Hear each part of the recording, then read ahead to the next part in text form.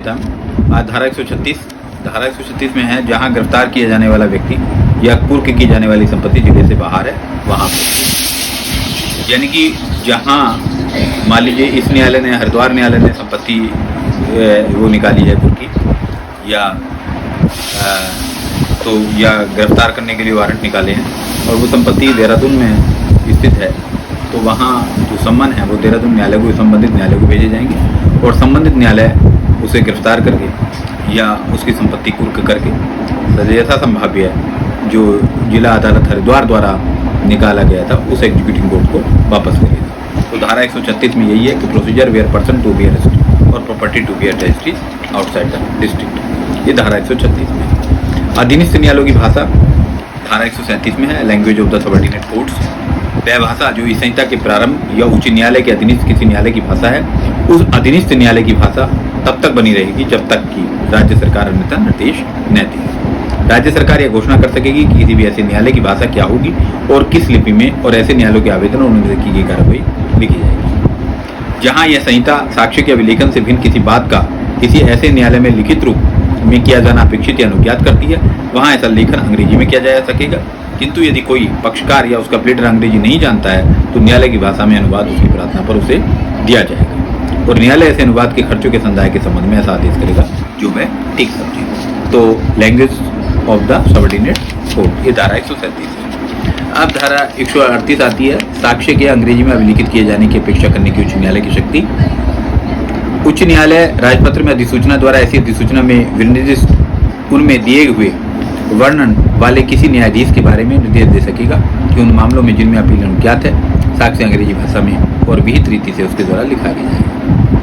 लेकिन जहां न्यायाधीश धारा 1 के अधीन निर्देश का अनुपालन करने से किसी पर्याप्त कारण से निवारित हो जाता है, वहां वह उस कारण को अभिलिखित करेगा और खुले न्यायालय में बोलकर साक्ष्य लिखवाएगा। धारा 139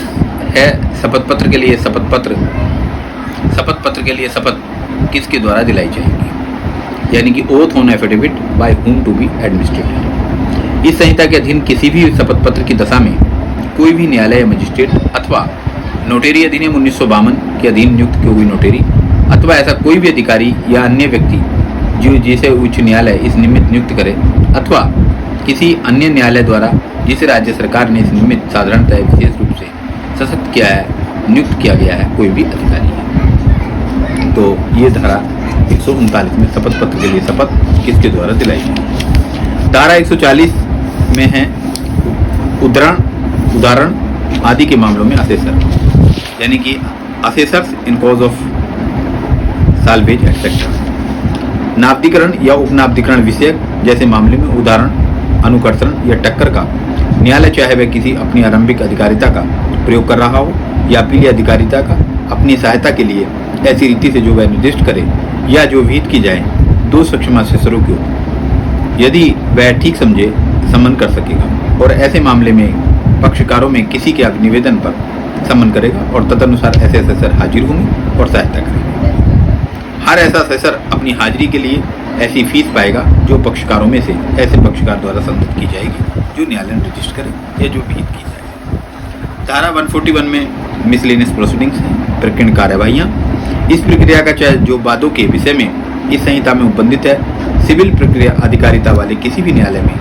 की सभी कार्यवाहियों में वहाँ तक अनुसरण किया जाएगा जहाँ तक वह लागू किया जाएगा। स्पष्टीकरण, इस धारा में कार्यवाही शब्द के अंतर्गत आदेश 9 के अधीन कार्यवाही है, किंतु इसके अंतर्गत संविधान के अनुच्छेद 226 के अधीन कार्यवाही नहीं है। धारा 142 है, आदेशों और सूचनाओं का लिखित, orders and notice to be in writing. वे सभी आदेश और सूचनाएं जिनकी तामील उस संहिता के अधीन किसी व्यक्ति पर की जाए या उसे दी जाए लिखित रूप में, यानी कि all orders and notices served on और given on any person under the provision of this code shall be in writing. धारा 143 में पोस्टेज है, डाक महसूल यानी कि पोस्टेज। जहां इस संहिता के अधीन निकाली गई और डाक द्वारा प्रेषित की गई सूचना या सम्मन पत्र या डाक महसूल प्रभार्य है, वहां ऐसा डाक महसूल और उसके रजिस्ट्रीकरण की फीस उस समय के भीतर संदिग्ध की जाएगी जो उस पत्र व्यवहार के लिए किए जाने के पूर्व नियत किया जाएगा। परंतु राज्य सरकार ऐसे डाक महसूल या फीस से या दोनों से छूट दे सकेगी और उसके बदले में उद्ग्रहण या न्यायालय फीस का मापमान विहित कर सके। अब धारा 144 आती है प्रत्यास्थापन के लिए आवेदन, एप्लीकेशन फॉर रेस्टिट्यूशन 144। ठीक है, जहां तक किसी डिग्री या आदेश में किसी अपील, पुनरीक्षण या अन्य कार्यवाही में फेरफार किया जाए या उसे उलट दिया जाए अथवा उसको उस प्रयोजन के लिए संस्थित किया जाए, किसी बात में अपास्त किया जाए या उपांतरित किया जाए, वहां तक वह न्यायालय जिसने डिग्री आदेश पारित किया था उस पक्षकार के आवेदन पर जो प्रतिस्थापन द्वारा या अन्यथा कोई फायदा पाने का हकदार है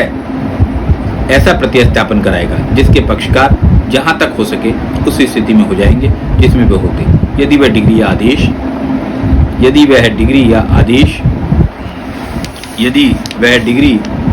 आदेश जो दिया गया है उसे उलट दिया जाएगा, यह या पास किया जाएगा या उपांतरित किया जाएगा, न दिया गया होता। न्यायालय इस प्रयोजन के लिए कोई ऐसा आदेश जिसके अंतर्गत खर्चों के प्रतिदाय के लिए और ब्याज, नुकसानी, प्रतिकर और अंतकालीन लाभों के लिए संदाय के लिए आदेश कर सकेगा, और जो आदेश ऐसे में फेरफार करने, उलटने, अपास्त करने, उपांतरण करने के उचित में परिणाम होगा। स्पष्टीकरण, इस धारा के प्रयोजनों के लिए वह न्यायालय जिसने डिग्री आदेश पारित किया है पद के बारे में यह समझा जाएगा कि उसके अंतर्गत निम्नलिखित, जहां डिग्री आदेश में फेरफार या उल्टा अपील या पुनरीक्षण अधिकारिता के प्रयोग में किया गया है वहां प्रथम बार का न्यायालय,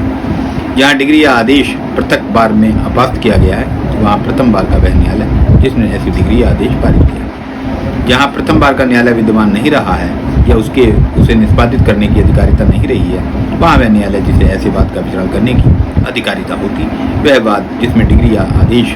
पारित किया गया था इस धारा के अधीन प्रतिस्थापन के लिए आवेदन किए जाने के समय संचित किया गया होता। कोई भी बात ऐसा प्रतिस्थापन या अन्य अनुतोष प्राप्त करने के प्रयोजन से संचित नहीं किया जाएगा जो धारा फर्स्ट के अधीन आवेदन द्वारा भी प्राप्त किया जा सकता है। धारा 145 आती है प्रतिभूति के दायित्व का प्रवर्तन, enforcement of liability of security.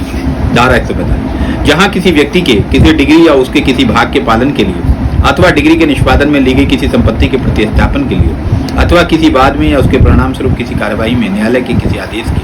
अधीन किसी धन के संदाय के लिए या किसी व्यक्ति पर उसके अधीन अधिरोपित किसी शर्त की पूर्ति के लिए प्रतिभूति या प्रतिभूति दे दे, वहां वह डिग्री आदेश डिग्रियों के निष्पादन के लिए उसमें उपबंधित रीति से निष्पादित किया जाए। अर्थात यदि उसने अपने व्यक्तिगत रूप से दायी बनाया है तो उसके विरुद्ध उस विस्तार तक, यदि उसने प्रतिभूति के रूप में कोई संपत्ति दी है तो ऐसी प्रतिभूति के विस्तार तक, उस संपत्ति के विक्रय द्वारा, यदि मामला फर्स्ट और सेकंड खंड के दोनों के अधीन आते हैं तो उन खंडों के विस्तार तक होगा। तो धारा 145 की बात करी। अब धारा 146 वाली बात आती है प्रतिनिधियों द्वारा या उसके विरुद्ध कार्यवाही,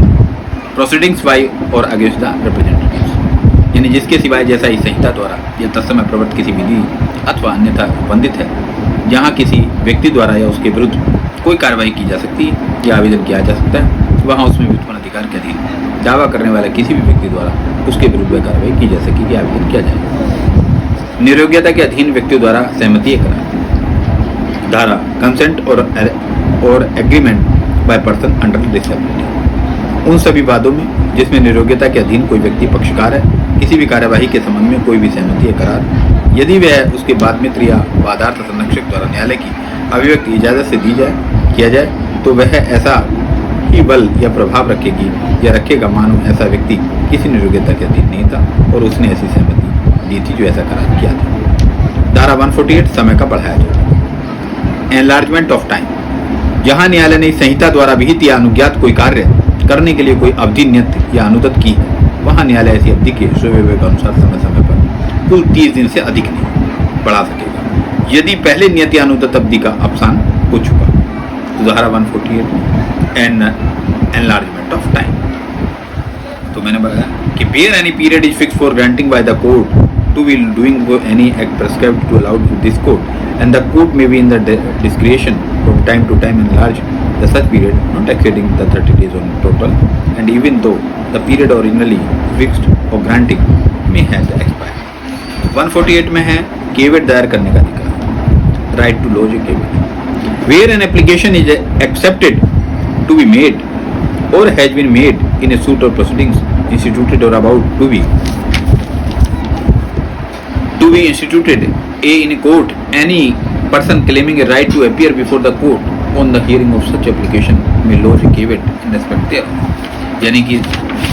148A में केवट की बात करें फर्स्ट में, जहां किसी न्यायालय में संस्थित या शीघ्र ही संस्थित होने वाले किसी बाद एक कार्यवाही में किसी आवेदन का किया जाना प्रत्याशित है या कोई आवेदन किया गया है, वहां व्यक्ति जो ऐसे आवेदन की सुनवाई में न्यायालय के समक्ष उपस्थित होने के अधिकार का दावा करता है उसके बारे में केविट दायर कर सकेगा। लेकिन जहां उपधारा फर्स्ट के अधीन कोई केविट दायर किया गया है, वहां वह व्यक्ति जिसके द्वारा केविट